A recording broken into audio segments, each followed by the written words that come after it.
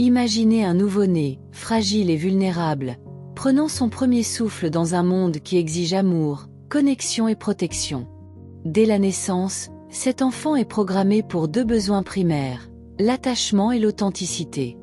L'attachement n'est pas qu'un mot, c'est la chaleur des bras d'un parent, la sécurité d'une voix dans l'obscurité, la promesse muette que quelqu'un se battra pour votre survie. Sans cela, aucun enfant humain, aucun mammifère, aucun oiseau ne pourrait survivre. Les reptiles éclosent seuls, livrés au destin, mais pour des créatures comme nous, la survie dépend de liens qui ressemblent à de l'oxygène.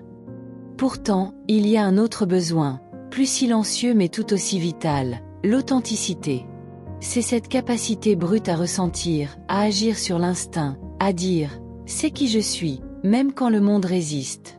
Imaginez un humain ancestral naviguant dans la nature sauvage. Combien de temps survivrait-il s'il ignorait ses tripes, sa peur du nombre ou le murmure de la faim? Ces instincts ne sont pas des luxes, ils sont des lignes de vie. Mais que se passe-t-il quand ces deux besoins entrent en conflit? Imaginez un enfant en colère après avoir été privé d'un biscuit, hurlant jusqu'à ce que les visages des parents durcissent en silence. L'enfant apprend, la colère n'est pas qu'une émotion, c'est un rejet.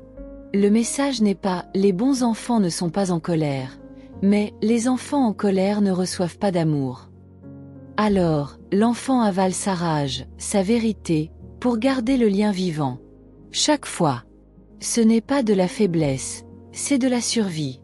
Des décennies plus tard, cet enfant devenu adulte fixe un miroir et se demande « Qui suis-je » Ses sensations intuitives, autrefois vibrantes, sont désormais enfouies sous des couches de compromis. Il cherche des substances, des distractions ou des relations pour combler le vide. Un remède temporaire pour une plaie qu'il ne peut nommer. L'addiction n'est pas un défaut. C'est un cri pour la chaleur qu'il n'a jamais reçue, un substitut du soi perdu. Le trauma n'est pas l'événement lui-même, les cris, le silence, l'absence. C'est ce qui pourrit à l'intérieur, la déconnexion du corps, des émotions et de la vérité. C'est croire que le monde est hostile, que vous n'êtes pas digne, que l'amour est conditionnel. Ces cicatrices ne disparaissent pas. Elles résonnent dans chaque pensée anxieuse, chaque acte compulsif. La guérison ne consiste pas à arrêter une drogue ou une habitude. Elle consiste à récupérer ce qui a été volé, le droit de ressentir, d'exister sans excuse, de réparer la fracture entre qui vous êtes et qui les autres veulent que vous soyez. Cela commence par écouter son corps, honorer ses émotions et réécrire l'histoire qui a commencé dans l'ombre de l'enfance. Parce que guérir n'est pas un choix, c'est un retour vers soi, morceau par morceau.